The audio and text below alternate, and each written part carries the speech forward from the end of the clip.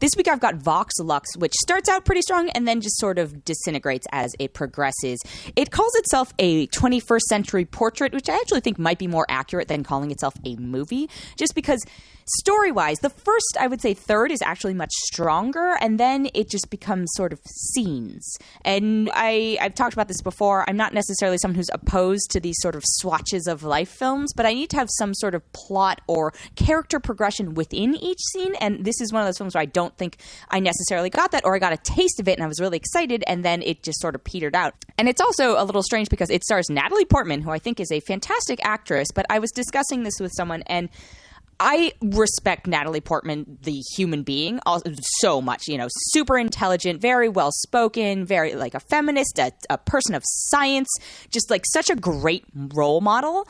But at a certain point as an actress, I stopped enjoying her performances. I think the last thing I saw her that I thought she was really great in was both Closer and V for Vendetta, and I'm not in the Black Swan camp, and I know people who love Black Swan are probably going to see the trailers or the imagery for this film and be drawn to it, and like it's the lesser cousin of Black Swan. It's like Black Goose or Black like Sad Pigeon or something like that.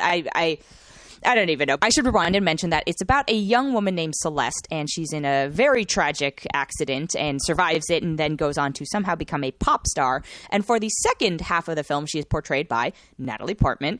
For the first half of the film, she's played by Raffey Cassidy. And Natalie Portman, again, like well-lauded actress.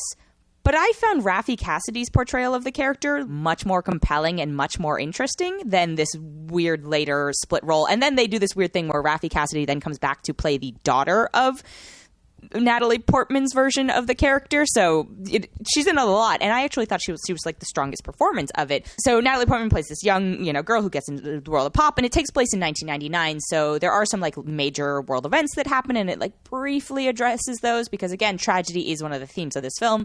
She meets Jude Law, who is just known as the manager. She gets sucked into the sort of glamorous life, and they're clearly drawing on like Lady Gaga a bit for inspiration, and I think that's a little ironic because Lady Gaga is, of course, attempting to be a songwriter actress in A Star Is Born, and so it's a sort of meta thing. Sia did the music for it, which I found not particularly pop compelling, and again, the juxtaposition of that versus like the catchiness of the songs in A Star Is Born, which are coming out now and are being played on the radio. Like, I don't think we're really going to hear a ton of Vox Lux songs on the radio.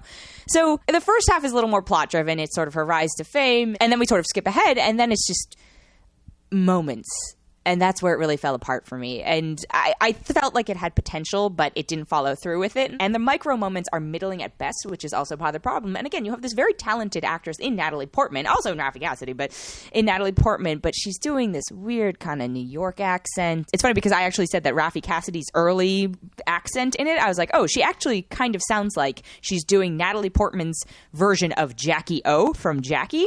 And then I was like, oh, well, they must be doing it to match, what Natalie Portman is eventually going to sound like, and then Natalie Portman sounds nothing like what the young version of her, of Celeste, sounded like. So it's very bizarre. There's a lot of interpersonal relationship stuff, but they kind of gloss over it. Actually, there's the use of a narrator in this, which I found very bizarre. And my biggest problem was, I think it was like 15 minutes towards the end of the film, and I was just like, what's the point? Like, what are you going to try and convey to me during this thing? And this is going to be a major spoiler, or not a major spoiler, but I'm going to describe the last 15 minutes of the film. So if you really want to see this movie, which I'm not necessarily endorsing, like, bow out now. But the last 15-ish minutes of the film are at a performance, and they show a lot of the performance. And it's a very, Gaga-esque performance, and she's in a bodysuit and glitter and all this stuff, and she comes out in vamps. It's a little Gaga meets, like, Britney in maybe her comeback days. And I literally said, I was like, what's going to happen? Like, how is this going to resolve? Is there a resolve? Am I just going to be forced to watch Natalie Portman awkwardly lip sync and like sort of dance to this pseudo pop kind of manufactured music? And the answer was yes, that is how it resolved. And I was like, okay, sorry, you lost me at the end. And then it was like, oh, a portrait. And I was like, oh, you're trying to Band-Aid this. Didn't appreciate that. I would actually say the first half of the movie is the only reason I'm going to say, like, you know what, this actually was a little bit worth a watch. I don't think you need to go to a theater to see this. In all honesty, like, this is maybe a rental, or probably will make its way onto HBO or Amazon Video or something like that at a point. And maybe if you're bored one day and want to watch it, like, that's fine. But if you're expecting Black Swan level Natalie Portman, you're not going to get that. If you're expecting, I don't even know what else you'd be expecting out of this, but this is not that. So be warned if I think that's who it's trying to appeal to, and I think it is misleading them. So I'm only going to give it 3.1 out of 5. And then I'm going to do something a little unorthodox, but I'm going to review BlacKkKlansman because I did not have a chance to earlier this year. And I know it's been out for a very long time and it's not in theaters, but it's also making an aggressive awards bid. And I finally had the chance to see it. And oh my God, so good. So timely for this year. There were so many moments I was like, okay, I get it. Spike Lee is definitely venting his anger and his frustration through this film. It's, so many parallels. It takes place in the 70s in Colorado, and it's about the first Black police officer on the Colorado Springs Police Department. And he gets involved in this sort of sting operation, and they're infiltrating the KKK. And then there's this whole double identity thing where Adam Driver has to play the actual white version of him because he gives his real name on the phone, and obviously he is a Black man and can't go to a Klan meeting. And there were just so many moments during this film that I was like, oh my God, I can't believe it. And I think the biggest thing for me is it was Spike Lee being angry, but not being super overtly angry, which I think is something maybe he gets accused of or, falls into trap-wise. And it was just sort of leading you to the same level of anger, which I think is a more exciting way as an audience member to sort of draw your own conclusions. And yes, you're being spoon-fed a little bit, but